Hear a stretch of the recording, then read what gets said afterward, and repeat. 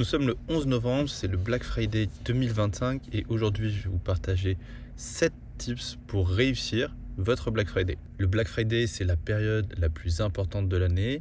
La majorité des e-commerçants y participent aujourd'hui, mais ce n'est pas forcément une réussite pour tous les e-commerçants. Alors si vous voulez réussir votre Black Friday sans sacrifier vos marges, je vais vous partager tous mes insights et tous mes learnings. Je suis Ben, le cofondateur de l'agence Ben & Vic. On accompagne des e-commerçants dans la gestion de leurs investissements médias, dans la creative stratégie, dans la production de leurs visuels. Ça fait 10 ans maintenant que je fais ce métier. J'ai investi plus de 100 millions au cours des 10 dernières années pour le compte des marques avec qui je travaillais. Et aujourd'hui, je vais vous partager tous mes insights. On est donc parti sur les 7 tips Black Friday. Le premier tips, c'est les cohortes. J'ai fait une vidéo complète à ce sujet sur les cohortes du Black Friday versus les cohortes que vous aviez en moyenne. Sachez que les cohortes du Black Friday, donc la LTV de vos nouveaux clients qui sont acquis pendant cette période-là, elle est moins bonne.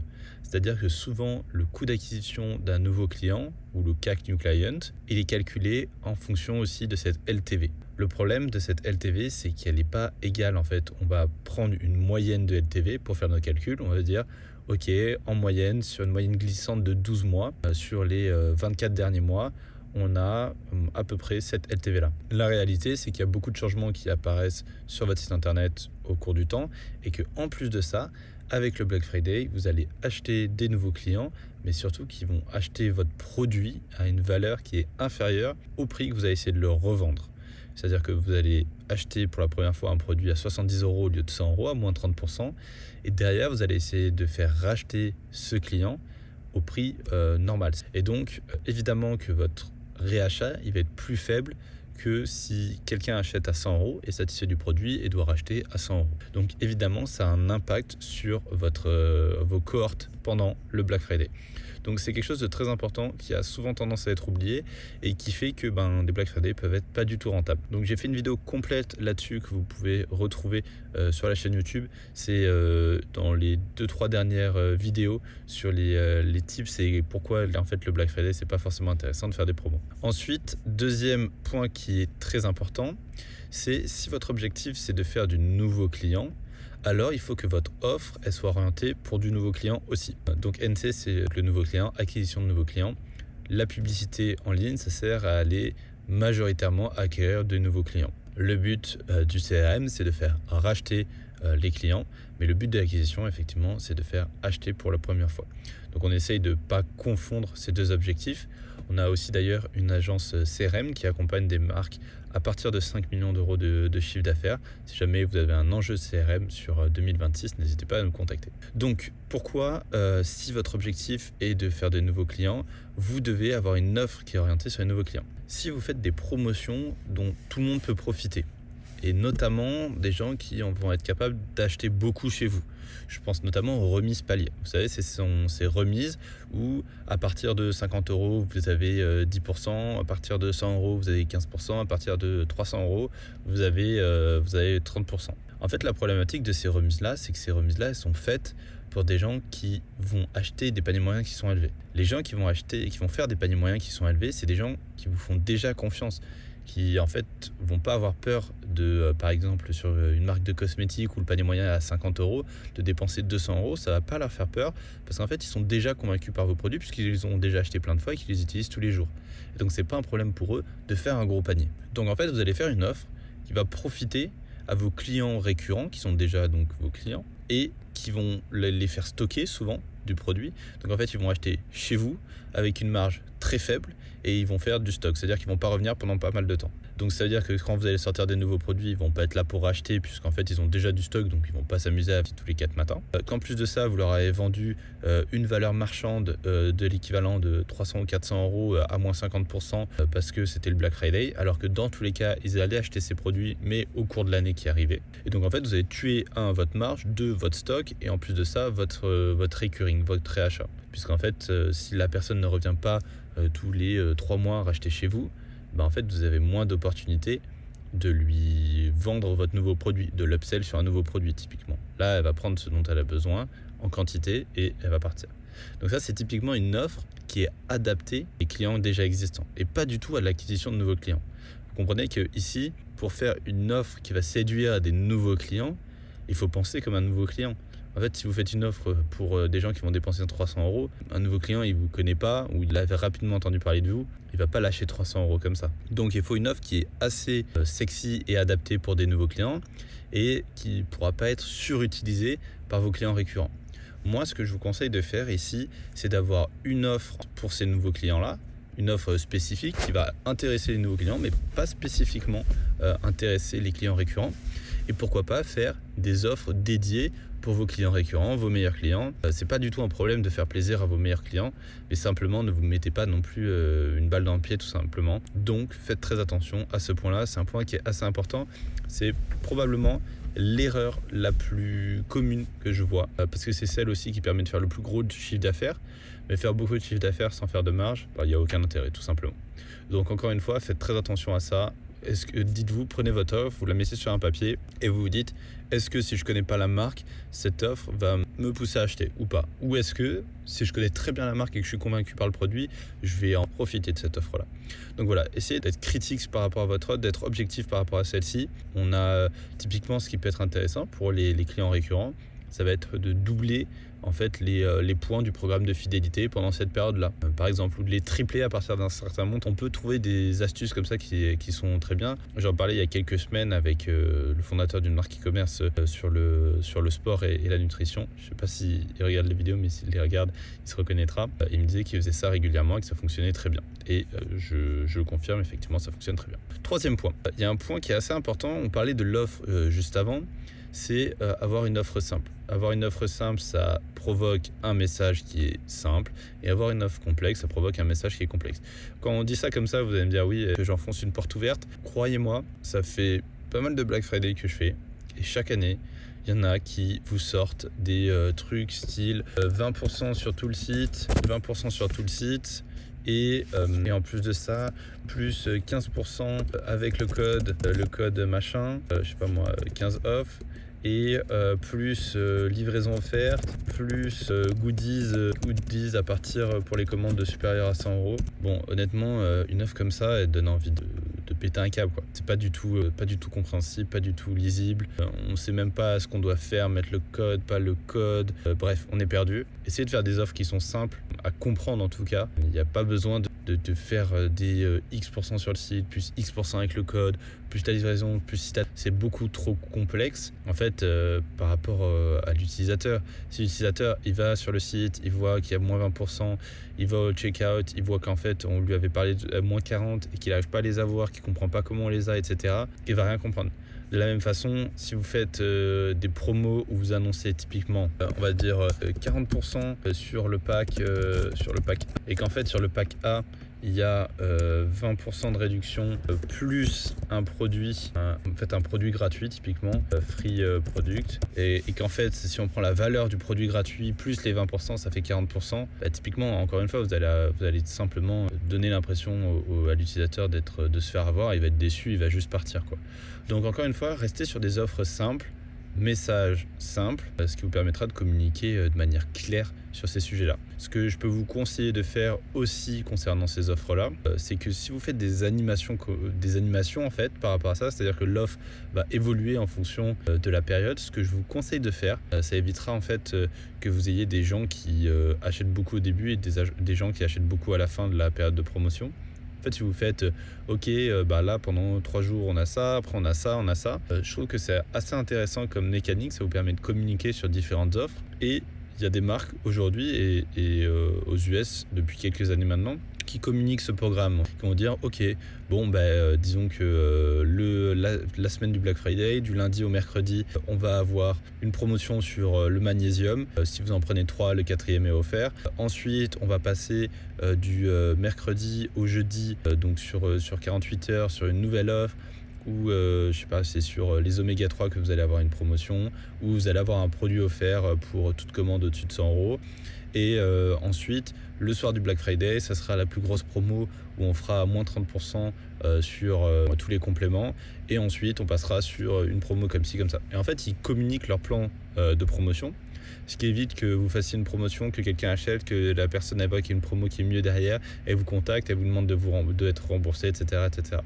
Ça permet d'avoir un peu ce côté transparent et je trouve assez bienveillant sur cette période-là, sachant que vous n'êtes pas là a priori pour essayer d'avoir vos consommateurs avec une offre qui est moins bien et en faire une meilleure après pour d'autres consommateurs. L'idée c'est vraiment que chacun trouve l'offre qui lui convient le mieux. Donc je trouvais ça assez intéressant et je pense que c'est quelque chose qu'il faudrait étudier et mettre en place pour certains. On passe à la partie 4. Évidemment, il y a une partie qui est très importante, c'est la partie publicitaire et notamment la partie créative. Ce point, il va être assez rapide et il va être très clair, c'est que votre top créa de 2025, c'est ces créas-là qu'il faudra utiliser pendant le Black Friday. Commencez pas à aller faire des tests de nouveaux concepts, etc. sur la partie Black Friday. C'est pas du tout le moment pour faire ça. Le moment pour faire ça, c'était tout 2025, sauf le Black Friday. Donc, vous reprenez vos créas qui étaient vos top créas 2025. Vous pouvez changer les textes qu'il y a sur vos créas pour les mettre en mode Black Friday. Vous pouvez à la limite retourner des hooks. Vous pouvez changer les call to action, etc. Pourquoi pas. Mais l'idée, c'est pas de faire de la nouveauté au Black Friday, c'est simplement d'utiliser ce sur quoi vous avez itéré, ce sur quoi vous avez fait des tests toute l'année et de l'utiliser au Black Friday. C'est pas le moment de faire des nouveaux tests. Par ailleurs, votre offre de Black Friday et vos créas de Black Friday, vous pouvez les tester en amont du Black Friday. C'est quelque chose qui se fait beaucoup aux États-Unis. Je ne sais pas pourquoi en France personne ne veut le faire, mais globalement en septembre, c'est le moment de tester tous les week-ends en fait des nouvelles promos. Évidemment sur une partie restreinte de votre base de données. Le but c'est pas de l'afficher partout sur votre site, mais simplement pour voir quel type d'offre, donc ça peut être des promos, pas des promos d'ailleurs, mais quel type d'offre fonctionne le mieux. Donc vous pouvez vous servir du côté rentrée, etc. pour faire quelques offres en publicité notamment et voir qu'est-ce qui fonctionne bien, qu'est-ce qui fonctionne moins bien. Alors vous le faites sur des petits volumes, le but c'est pas de cramer votre audience, mais simplement de tester l'offre et quelles sont les réponses par rapport à cette offre. Ça vous évitera d'arriver au Black Friday avec une offre dont personne ne veut, tout simplement. Donc c'est évidemment très important. Mais gardez bien ça en tête, on ne s'amuse pas à faire des tests et à itérer sur les créas au plein milieu du Black Friday. Vous aviez tout 2025 pour faire ça, donc c'est absolument pas le moment de faire ça. Prochain point, c'est le point numéro 5. Donc les promos ne sont pas égales au Black Friday. J'ai fait toute une vidéo là-dessus sur pourquoi les promos c'est pas quelque chose de bien pour le Black Friday. Donc encore une fois, nous chez BNenVic, on a quand même une approche où on veut atteindre des objectifs business et pas juste des objectifs publicitaires. C'est-à-dire que le ROS ou le CPA, s'il ne sert pas à l'objectif business qui est l'augmentation de la marge, l'augmentation du chiffre d'affaires, en fait il n'a aucun intérêt. C'est bien pour se faire mousser et dire on a de la performance, mais évidemment que si vous faites moins 40% sur le site, j'espère que vous allez avoir de la performance. Le but n'est pas celui-ci. Le but du Black Friday, c'est d'acquérir des nouveaux clients. Et pour ça, on va se servir de cette période qui est en fait tout simplement la période pré-Noël pour aller chercher des nouveaux clients. Moi, je trouve que faire des promos, en fait, ça va rarement vous apporter des choses. C'est-à-dire que pourquoi pas faire une promo si vous le souhaitez, c'est très intéressant, mais en fait, qu'est-ce que vous proposez d'autre que cette promotion? Et donc, j'en parlais dans cette vidéo où j'expliquais qu'il y a plein de méthodes. Vous pouvez offrir du consulting. Typiquement, si vous faites de la cosmétique, vous pouvez offrir des consultations avec des experts de la peau, des analyses de votre peau, des choses comme ça, qui sont beaucoup plus liées aux clients, qui vont apporter beaucoup plus de valeur, qui vont apporter une bonne expérience. Typiquement, je sais qu'il y a des marques qui proposent ça, mais qui le font payer ou qui se débloquent dans le programme de fidélité. Peut-être que là, ça peut être débloqué directement. Il y a toutes ces choses-là qui sont assez intéressantes et qui sont pas du tout en fait des promotions qui peuvent fonctionner. Ça peut être des produits offerts. Au lieu de faire des moins 30%, en fait, moins 30% sur votre commande, c'est moins 30% de marge. Alors qu'un produit d'une valeur de 30 € offert pour l'achat de tel ou tel pack sur lequel potentiellement vous margez déjà un peu plus, c'est pas du tout 30 € de marge que vous offrez, c'est en fait votre produit que vous avez offert. Donc c'est évidemment, encore une fois, très important. Vraiment, je vous pousse à essayer de réfléchir, à vous poser, en fait, à vous dire, ok, si on doit faire le Black Friday sans promo, qu'est-ce qu'on peut faire, qu'est-ce qui serait intéressant? Et après, vous vous dites, ok, on peut mettre une promo de ça. Si vraiment vous voulez mettre une promo et que vos marges vous permettent de le faire. Mais en fait, il y a plein d'autres choses à faire que des promos. Et d'ailleurs, c'est toutes les marques qui arrivent à se différencier sur ces promotions-là qui réussissent en général à faire les meilleurs Black Friday. Et souvent, celles qui font des promos beaucoup trop agressives, leur chiffre d'affaires, il monte et après, elles ont des cohortes pourries et toute l'année, elles en pâtissent. Je peux vous dire que j'en connais pas mal des marques qui font ça. et à chaque fois on les prévient et à chaque fois ça se passe comme ça. Évidemment, nous, notre rôle c'est de les prévenir, mais des fois il y a des objectifs de chiffre d'affaires qui sont les objectifs numéro 1 et malheureusement ils doivent être atteints en priorité, mais derrière c'est vraiment une galère pour utiliser ces cohortes-là pour aller chercher du chiffre. En fait, ça finance plus tout simplement l'acquisition. La partie CRM ne finance plus l'acquisition. Et dernier point, avant-dernier, pardon, la période du Black Friday, c'est quand même une période où 80% des Français préparent leurs cadeaux. Pourquoi je dis ça? C'est qu'en fait, il y a trop peu de sites internet qui font leur offre ou font leur site ou font leurs options en fonction de ce KPI-là, qui est de dire en fait, ça va être un cadeau. Donc si le packaging il ressemble à rien, votre livraison elle est pourrie, si vous n'avez pas un bon suivi, si vous ne proposez pas un coffret, une boîte, quelque chose à mettre sous un sapin, évidemment que ça ne fonctionne pas. Pendant cette période-là, on va acheter des cadeaux de Noël, sur internet. Donnez-moi l'option de recevoir le produit et de pouvoir le mettre sous le sapin directement. En fait, c'est ultra important. C'est ce que font toutes les marques qui cartonnent au Black Friday. Ils font des packs, des packs, des box, des choses comme ça. C'est ce que vous voyez chez Sephora, dans le retail, où on a des packs avec le petit parfum, le gel douche et le machin, et qui partent comme des petits pains, alors qu'en fait, le parfum il coûte 50 € et qu'on finit par acheter la box 90 parce que en fait il y a le savon, il y a le truc, donc ils font plus de marge, et vous avez un truc qui est tout prêt, tout bien pour mettre sous le sapin. Là c'est le même fonctionnement en fait. Essayez de réfléchir dans ce sens-là.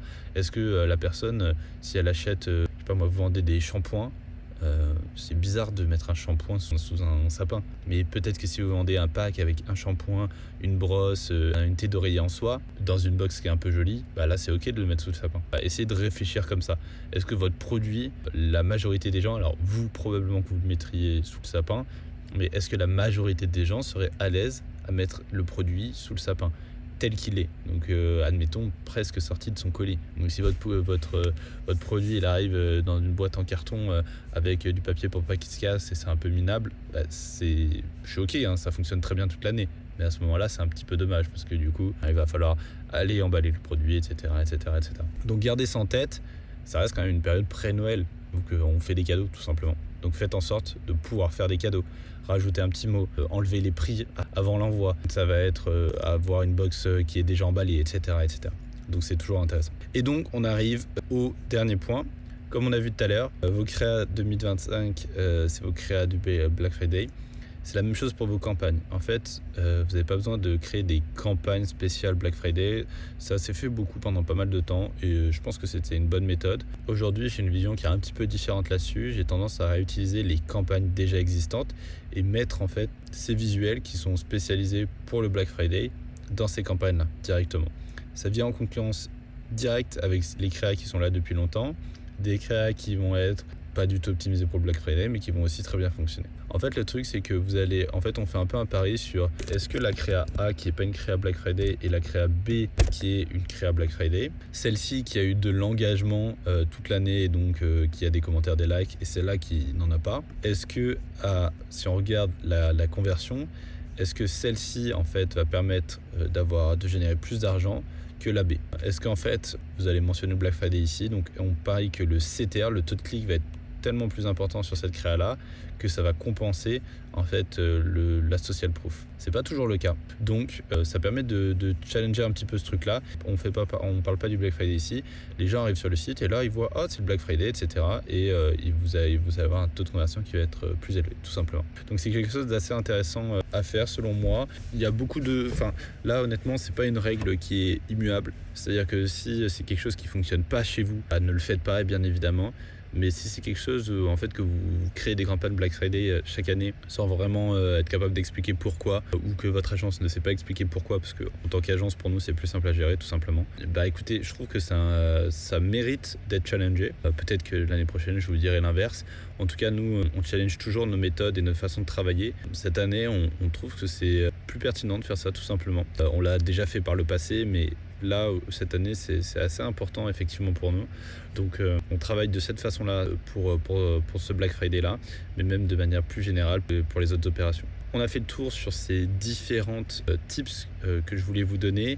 Le dernier point quand même sur ces 7 tips, c'est que tout n'est pas aussi simple dans votre réalité, mais gardez quand même en tête que des offres simples permettent de communiquer simplement, que les promotions, c'est pas la chose unique à faire au Black Friday, de ne surtout pas faire des offres qui s'adaptent uniquement en fait à vos clients récurrents, typiquement les offres paliers, ce genre de choses. Faites très attention à ça. Vous allez faire du chiffre, c'est vrai, mais derrière vous allez tuer votre marque pour les 6-9 prochains mois. Donc faites très attention à ça. Le but, c'est d'acquérir des nouveaux clients et de générer de la marge. Donc ne perdez jamais ça de vue. Et enfin, évidemment, gardez en tête que c'est une période de Noël dans laquelle vous allez devoir vendre des produits qui vont être offerts. Donc gardez ça en tête sur vos différentes actions que vous allez mettre en place pour votre site. Si jamais vous avez des questions, je suis évidemment disponible. Vous pouvez mettre des commentaires sur la vidéo, je vous lirai avec grand plaisir. Si vous avez des retours même sur la vidéo, sur le son, l'image, la façon d'expliquer, quoi que ce soit, je suis hyper preneur. Encore une fois, ce sont mes premières vidéos YouTube. Donc je vous remercie si vous avez des retours.